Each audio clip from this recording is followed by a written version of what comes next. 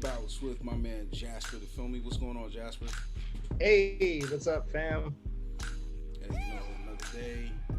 Hopefully, some more dollars in the future. Even though that's not really what our motivation is. Um, but yeah, we're here, man. We're here. It feels good. Another Sunday night. And as everybody can guess, if you're watching live right now, we have the brother Optimistic up for an interview to talk about what he has going on at the current moment. We're just waiting for him to get in.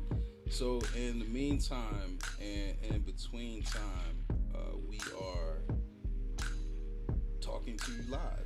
It's just gonna be us for us, right? It's just gonna be us right now. But of course, we have some issues with streaming capabilities and things like that during this pandemic, but we still gonna make it happen. Optimistic, what's going on, brother?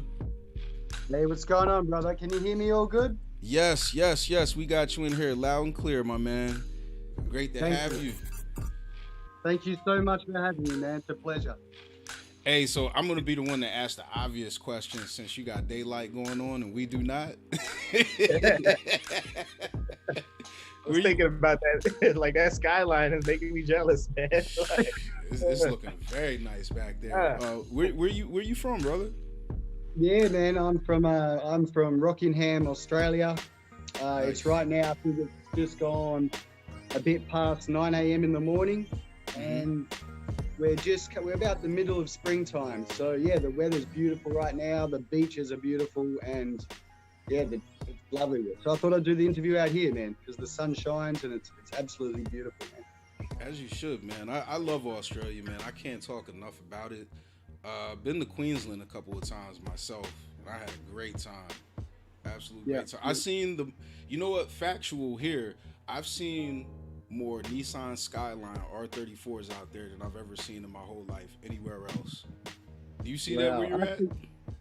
No, man. That's on the East Coast. I haven't actually been to Queensland all these years. I've done Melbourne, Sydney, and all around the other places, but I'm on the West Coast near Perth City. Okay. So a little bit more south from the city, maybe a 45-minute drive. So it's like a little kind of coastal town. It's right on the ocean type of thing, but it's beautiful, a bit quieter, not as many skyscrapers and city life, a bit more of a country city town kind of thing. That's cool, man. So it's like basically where you want to raise a family at, where you want to just have your own peace of mind and everything. Right. You don't have to worry about the things in the outback. I know that's a totally different conversation too.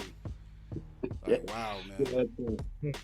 Wow. So also I wanted to since you brought that up as well, hopefully nothing happened to you with all the fires and everything. How did you make out when all that went down? No, we are good. Like I said, where we're situated, we're kind of just away from that bushland area and stuff. So it's not too bad. You have it all around us and so forth, a few kilometers away. But it's a lot worse on the East Coast. Big tragedy over there, obviously. But we were lucky for where we were situated. Yeah, heart goes out to them, man. Like I said, I can't talk enough good about, just the whole continent, all together. I haven't had one bad incident out there. I was well received. I felt very good when I was out there. So, definitely, shout out to the people that did have some issues or, did have some tragedies according to what happened with that. Yeah, copy that. Yeah. But hey, man, I want to get into some of this fire you got out right now, man. I see you got some tracks with Meth, Mike Hands. Mike Hands been on here, real dope individual. Not only just nice on the mic, he's nice with the design. He's a fashionable dude. Yeah, he is. He's I kind of caught on to Mike a bit later because I was working with Rockness Monster and that from Helter Skelter, and that's how I ended up finding out about Mike Hands. And yeah, that relationship has bloomed awesome, man. And yeah, like I said, he's a sensational artist. His penmanship is mind blowing, and the way he records and does his verses, like, I'm a huge fan of Hands now, which is hence why he's kind of growing more into these latest albums as well. Absolutely. Now, while we're on the topic about that as well, so I want to reel it back to to the track that you have out with him, Sick Flow, and Sticky Fingers. Hip hop is all I do. I dig that, man. I dig that, and I just want to know, like, well, I think we both probably want to know. Everybody watching, how did that come about, and what else can we see coming down the pipeline? Because I know that that's a part of a larger project, correct? Yeah, that's right. That's coming out on Salty Waters 2. Oh, there you go. I got the brand wearing it. Salty like Waters. Yeah, Yeah, man. nice. Number 2. This is the second album that's coming out. And the way they came about was just my producer down here, Rob Shaker. He made the production on that. Just a fat banging beat, and Sticky Fingers is probably my personal favorite artist growing up. Yeah. So I've done a few songs with Onyx and that before in the past and Stick. So I hit him back up for this project. He created the hook idea.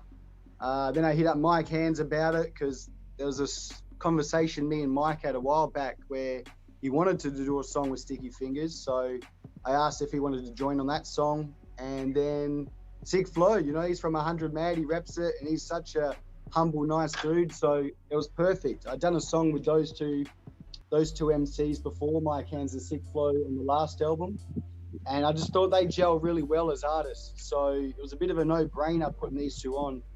And with Sticky's hook, man, I'm a huge fan of Sticky. I'm a few Onyx, Fredro Star, all of them. Sonny, I'm a big Onyx fan. So yeah, man, it just turned out fantastic. It's a banger album, and it's the first single that's come off the album. We just dropped the second single now, Smash, which features Meth, my man JR, and the R&B sensation Bertie Anderson from down here in Australia. So that's going off as well. So we've got the 2 singles that have dropped, and the full album will be released on the 11th of November. So just under a month away, the whole album will drop. And you've got, just as a fan that I am, I've blended. You got Do It All from Lords of the Underground on a song with Crazy Dre's from Das Effects. The Artifacts are on there. Rockness Monsters back on there.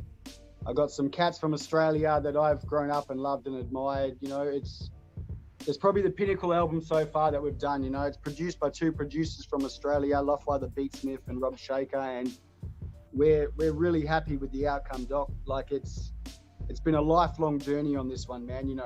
I'm no young spring chicken anymore. I've been working hard on this. I've been a fan of hip hop all these years, and it's just a project that I'm happy to hang on the wall and just say, man, this is cool. I fucking did it. I did something cool in hip hop and I played a part. So that's all it is, man. I like how you mentioned that because like how you said we're no spring chickens, because legacy is very important. I know it's very important for me, and I'm sure that that's something that you want to pass on, just showing the bridging of a gap, like for American children to just be like, oh snap, hip hop's here in Australia, is here, Germany is here, in all these different places, is bridging the gap, and it's making it richer, and I love that. Yeah, I love that. Awesome. Yeah. I like how you even brought in how these are your fans that you're working with too. I mean, you're a fan of these people that you're working with, man. That's something powerful, man, to see somebody that you admire actually in the light where you're in front of that person. How did it feel kind of working with these people when in the process? Did you feel it helped you make you better in the moment, or did you kind of feel like you wanted to live up to the expectation? Like what was going through your mind in these moments? Oh, that's a beautiful question, Jazz. Yeah, exactly. Well, probably all of that, man. Like, I think the first artist I worked with internationally, which I was lucky to, was Speech from Arrested Development. Dope. He was the first band I ever seen as a child as well, back in '92. So that was really cool. So I knew all his stuff, and I was looking after him, kind of A&R, and I was with a record label at the time in Australia looking after him. So he was the first artist I worked with. So working with a humble man like that, that was a mind-blowing experience for me. That's a big dream, and I hold Speech very highly up there on MCs and artists. So I think from there, that was the first wave. That was the crack where it was like, wow, I can work with these guys. This is all good. Speech made me feel comfortable to do that type of thing. And then it just went on. Like then I was reaching out to these artists via emails or management, however I could reach out to these people and trying to express interest that, you know, I'm an artist from Australia working and I would love to do a song with them to feature on my works. And yeah, when that happened, like there was times when I had to really push the bar up and work really hard, you know, like when Keith Murray said he was going to do a track, man, I knew I was going to have to work really hard. When Mike Hands did this, when I first worked with Mike Hands, he came on a song called Forced to Be Reckoned With. And that was the first time he worked with me. And that, man, he sent me back this verse, which made me want to quit rapping. You know, it was just, wow, you know, so yeah, man, these are they're the legends, they're the OGs, you know, in my eyes. You know, I'm probably about a 10-year age difference to these people. I'd say most of them around that kind of era, so I'm about a decade under. Yeah. So to be working with them again now, when I've kind of hit their age where they were, sort of, it's just a dream, man. It's always been a dream, and it's like I always tell everyone, you know, I was always collecting the cassettes, the tapes and vinyls and everything, and now I think all it was just the fan. I started, you know, collecting the features of all these people, you know, so it was just like the fan in me to do it. And yeah, it's been an awesome journey, man, and I'm always excited to work with these other people and share, I guess, energy over a track or something, just to hear their expression and their input on something. It just fascinates me as a fan of hip-hop. Yeah, absolutely. Nice. Yeah, I can feel that 100%. Now, also, so I want to know a little bit more about the hip hop, just like the hip hop from Australia. I didn't get a chance to really dig into it. So you mentioned a few people already. When you were coming up, and while you were getting these tapes, and while you were active, you know, doing your thing and everything, who's some people that you would like to shout out as far as the people that you came up with or that you came up listening to in your side of town as far as that? Man, I must admit, like, I was definitely one of the early bloomers over here. I grew up in, like you said, an outback town as a child. Like, I was in a desolated town of 400 people or something, I reckon. And, you know, hip-hop wasn't big. We had 2 TV stations, and that's when you started getting, like, your Run DMCs, Public Enemy, Salt and Pepper, MC Hammer, all that started coming out, you know, making those commercial waves. So there wasn't a lot of big hip-hop heads. There was no bands or groups that I knew of at that time. I fell in love with it at that age, in 87, I think it was. You know, I got footage of me dancing around doing the Running Man like a crazy person. As a child, you know. So I did that. Then I moved to this Rockingham land where I'm at now, and I met other kids, and that's when I did high school. And I met another kids, a few other people. There wasn't many people doing hip hop then at all, if at all. We were the only ones. But I grew with these people who also were loving hip hop here. I mean, in Perth side, where I am, there was a few others called the SBX crew. There's a couple of kids on the north side which were doing it, but it really was just starting to take off then. You know, your mid 90s was growing. But I have to shout out some people who have been with me on my way. Then, yeah, man, my boy JR, who's on this track with Method Man and myself and Birdie. My man JR, he's a phenomenal MC who's the same as me. You know, his hip-hop Smash, right? Yeah, the song Smash. He's on that song with me. Like, he journeyed with me through this. My boy Crazy Craze from my original crew, the Freaks of the Nature.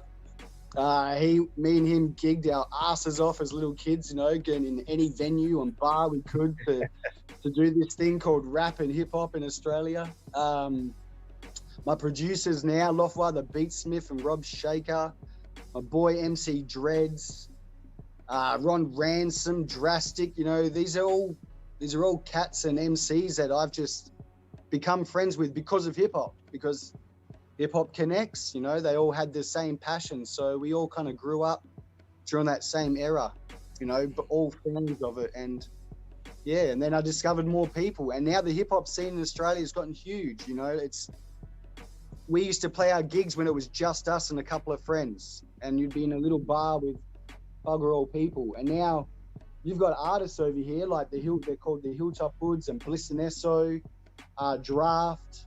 Some of these artists, they're packing out full stadiums. You know, you're talking thousands of people blowing up. You know, they're doing huge things.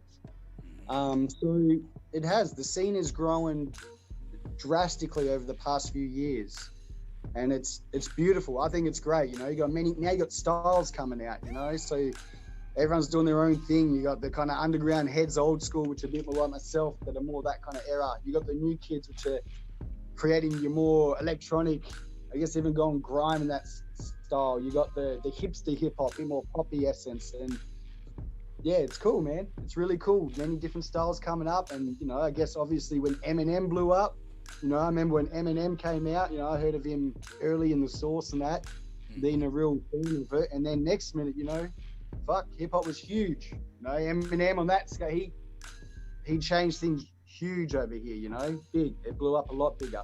On the, I guess for the white kids kind of vibe, you know, it went nuts. It went absolutely nuts. So it's big. Hip hop's huge. Definitely. Jasper, you got anything, man? I was about to say something. It looked like you were about to ask him something. Well, no, man. I was just like, when he mentioned Eminem, you know, that kind of, you know, Eminem did kind of spark a lot of things in the music game when he popped out, man. Like, just it was almost kind of like a domino effect, you know, that took, you know, the industry into a whole nother level, man. So it's kind of interesting to hear how he impacted Australia too, man. It makes me wonder if he's even aware of that. Like I want to call him up now, like, yo, you know, you hit up some boys in Australia, man. Like, yeah, that's pretty dope, man. Yeah, big time, man. Like, I remember that would have been like 90, what was that, 97, 96 or somewhere around there, I think. Like 97. Yeah, because I think 96 or 97, that's when Infinite came out. Yeah. Infinite, somewhere and then the Slim Shady EP. Yeah, that's right. And it took off, man. Like I said, like even my friends who weren't into hip hop at that time, they never listened to rap. They were all, you know, heavy metal, rock influenced people. And then they had Eminem albums. They bought Eminem's album, like, and that was big in Australia, very big. A lot of people did. Yeah, you know what? When you mentioned that too, as soon as you said heavy metal, and then you made the parallel. The first song I thought of was "So Gone," because it has that heavy metal sound to it. Yeah. That makes sense. So we got Salty Waters, and now Salty Waters 2 coming up. Yes. Okay, so you know, as far as putting in work and stuff like that, do you put in work behind you know, basically behind the boards? Do you get involved in, like, you know, the mixing, the production? Everything, man. That's everything. What I'm talking about. I'm my friends will call me a bit of a control freak like that, but I know what I like and I know what I want, you know, so I'm pretty much involved in everything they do a lot of the time. I guess the only thing now and then with production, they'll send me beats. If I'm not there, they'll make beats and send them, and I'll go, oh man, that's dope, or that, whatever. But you know, with the videos, I'll be there for the videos. I'm there for the video editing. If we're making a promo thing, I'm there promo. And my girl does all my logos and stuff. I'm on her back whispering in her ear, and she's telling me to go away, you know, so she can work and stuff. But I'm always behind the scenes, how I want to do my things, because I guess I got my own visions that I want to do. And a thing for me has been trying to learn to back off on that a bit more, I must admit, like trying to give the other people their creative space and not get too overpowering and forceful with what I want to do, you know. I get that, but you know what though? I think, you know, just from my own experience, I think when you have communication, like if you can tell somebody no and they can receive it well, like this isn't it. If you can tell them that and it's just like, I want it this way, I think that proves better, rather than you know, just sit on it and just be like, oh, you know, this is hot trash right here, but I don't want to tell them. To your point, Doc, no more cowbell. I would even say, man, like sometimes, you know, there's a skill to, you know, like even in the movie and film industry, there's a skill to directing someone to see the vision that you have, you know, and actually letting them manifest it through their skills and their abilities. And that's something like Doc said, man, you can't, if you're seeing the vision one way and someone else is going in a different way, you know, you can sit back and be like, this is horrible. Or you can be like, yeah, I see what you're doing, but that's not the direction we're trying to go here. You know, I think you know, there's nothing wrong with that whatsoever. Yeah, man. I mean, our crew's pretty cool. You know, we're a real good group of friends. The team is great. You know, we're all just independent people. You know, we just love it, man. And we're all honest with each other, and we've got a good friendship. So it definitely makes it easy that way. You know, it's not so business orientated as it is just passion orientated. You know, so it makes it easy. That's the key, right there. That's it, right there. Sure. That's the key. That's a blessing too. You know, when you can have people that you know that you're close with like that, be able to you know, to flip it and work with you in that way. That's something you can't buy with money. It's absolutely something you can't buy. Yeah. So, you know, moving on to other things. So when it comes down to interviews, as far as just like knowing something about you, you know, like we try to make it to where, you know, we make it personable for other people. Because like you said, you know, even with Eminem, you know, people that listen to rock were probably just like, oh wow, you know what, the drums in this sounds like something from, I don't know, Kill Switch Engage, or, you know, it sounds like something from Thrasher or something like that. Is there anything, like, I don't know, something personal that others don't know about you that, you know, that you probably would want to share right now? Oh, that's put me on the spot there, Doc. I need to, man, I promise. Doing background check. Man, you know, something crazy about me. I don't know, man. I guess a little bit of a weird life story. I guess the way I got into hip hop through my father. You know, like he was a drummer from a rock band. He used to play in bands around doing a lot of 70s cover rock. The first rap song, so it's got to happen. The first rap song I knew back in 1987 was from a group called Morris Minor and the Majors. And the song was called Stutter Rap. Do you remember that? I do not. What was it called again? Stutter Rap. Stutter Rap. It was like a parody hip hop thing. These three, like they were taking the Mickey out of Beastie Boys or something. Okay. These three dudes. It was a bit of a, you know, it's just a laugh song. But that was the first song as a little kid. I would have been 6 years old. So that's what got me into rap music from the get-go, right? So that's a weird little thing that I don't normally tell people, you know, because normally everyone's like, EPMD and Rakim and you know, all the dudes.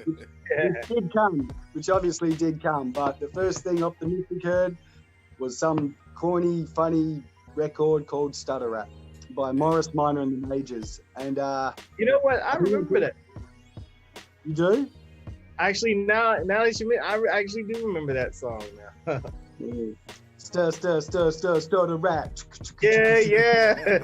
I remember that song now that you mentioned it. I do remember it, man. Yeah. You know, like, I remember being younger. Ones like that. Yeah. Hell yeah. Yeah. So I guess being younger, I was always embarrassed to try to mention stuff like that. But I guess getting older, that's the journey in the path. That's what happened. That's facts, you know. And then obviously it grew from there, you know. So then, yeah, I think Public Enemy was a big one. I think the Apocalypse 91 album was a big game changer for me. God, I even liked Vanilla Ice growing up, man. Jesus, like Vanilla Ice made. So there's something you might not know for Australia. Like, yeah, you know, your Vanilla Ice and MC Hammer. They would have done a big thing back, you know, before your M&Ms and stuff. They probably did a lot of big things for hip hop in these kind of countries at the start. Definitely at the start, you know, because they were making those commercial stations. Those songs were coming out. You were getting Can't Touch This and Ice Ice Baby and stuff like that. And they get Salt and Peppers, Let's Push It.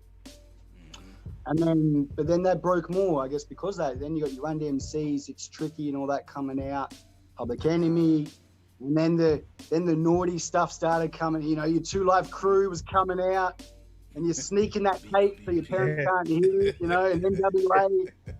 So, you know, it was all the, you know, the foul language was coming out. I was learning about sex when I was 7 years old from Two Live Crew. You know, Oh, hey. so, you know, there's a weird little journey. And then I guess, you know, that went from there, you know, it just kept going up. And then by, you know, 90, 92, you Arrested Development. Oh, man, what a fan, you know, when that soul and spirit come in with hip hop with Arrested. And then went further, you know, you got a bit more into your mids when your Onyxes, your Redmans and your Method Mans and Woo. Oh, that was, and then by then I was a teenager and that really grabbed me. So, you know, I've seen it change so much, and now, you know, I'm still stuck in the 90s. Like a lot of the newest sounds that are here coming out, I'm not really with it. I mean, I guess every era's the same. Like I said, I'm a bit older now, so maybe the next generation, you know, they got their own thing going on, but I'm still stuck in that 90s vibe, and hence why I still want to work with these artists that were the ones that were killing it back then, and some of them are still destroying it now, still doing great music. Yeah, absolutely. You know, I'll quote what KRS-One said in the DJ. He was like, "I'll be doing this until I'm 60." Ain't nothing wrong with that, man. You know, it's like golf, bro. You know, like you can go out there and play golf at any age, you know, but all it really takes, it's an 80-20 thing, you know, it's a mental sport, you know. And it's you know, there's a lot of spirit and soul in hip hop, man. Like you feel that there's that connection, man. I think MJ's got the right name for a thing. Hip hop connects, you know, and it really does. Like the people I've met through it and the journeys I've taken has been because of hip hop, and that drive of what I'm going to do next was because of the music and where I wanted to be and what I wanted to do, how I wanted to feel, express. Yeah, there's a spirit there, definitely. That makes sense, man. Yeah, and shout out to MJ, man. Shout out to MJ. She's you know, she's been very, very implemental with you know, connecting me with the likes of you, Mike Hands, and many others. And I agree, you know, sharing that journey with others, you know, I think what it does, it starts to rip the Band-Aid off for people, because I think with, you know, jumping into something like the music industry or just the culture itself, you know, we don't have to really look at the business side of it.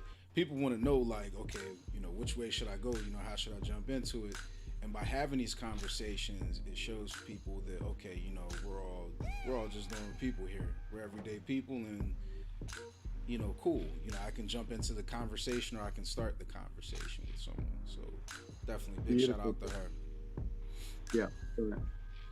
Hey man, so you know, in closing, did you have any other stuff that you wanted to plug? Did you have a special message that you wanted to send out to anyone? You know, the world's your oyster right now.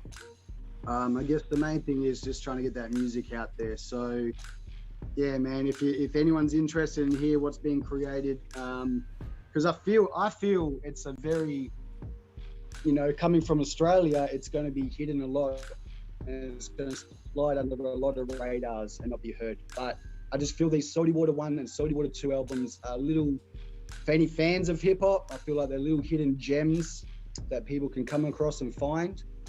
And also, we dropped an album at the start of this year with my crew, with my brother that I said JR and Locked by the Beatsmith.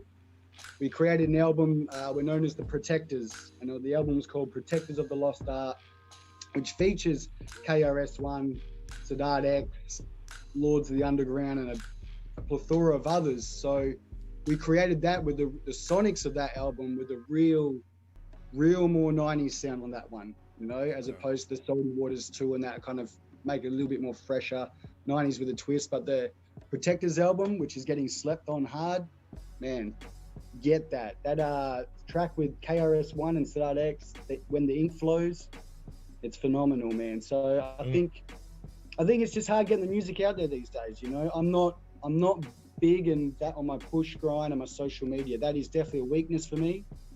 I'm more just about the creation and wanting to create things. So MJ Hip Hop Connects, that's something that's helping me get out my promotion for that way. Because otherwise, if I finish a project, I'm jumping on to the next thing, and things can get slept on too easy. So I'll just like for the music to get out there somehow and get it heard. That's it. Hey, I read you loud and clear, brother. Jasper, were you gonna say something?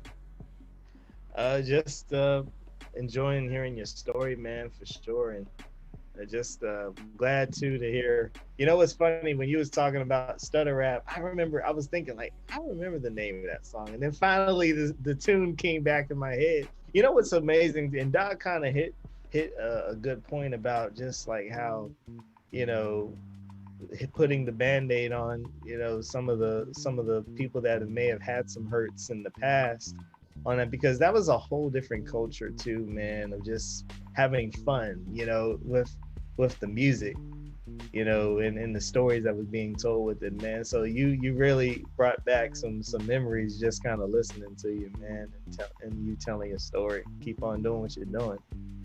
Oh, that's dope. Thank you so much to both of you, man. I really appreciate it. Awesome. Thank you so much. Hey, thank you for connecting with us, man. And anytime, you know, if you got something, you know, that you would like me or Jasper to play, or as far as playlisting and stuff like that, MJ knows it. You know, I kind of run like a you know, a couple of playlists that I need to get the update myself, because I'm like you know, once I start working on something, I kind of barrel into other things and putting a little bit more in one pot instead of the other. But definitely going to get up on that. You know, you earned yourself 2 fans here, brother. Thank you, and let's keep it moving, man. Let's keep it moving. I can't wait for Salty Water 2. Matter of fact, all y'all out there, make sure that you go and subscribe to him on all platforms too. I believe you're at Optimystic MC, Mystic spelled MYSTIC, correct? That's correct. Yep. Okay, and I believe that's Instagram and Twitter, right? Yep, Instagram, Twitter, and obviously I think it's just Optimistic on Spotify, and that will have all the albums there. Dope. We will be tuning in. Hopefully everybody watching and that will be watching this will be tuning in. Support this brother. This is Doc Freeman. Jasper, you got any words on the way out, man? That's all I got, man. Just keep on making it happen, man. All right. Until next Sunday, y'all. Peace. Yes, thanks, brother. Thank you. All right, man.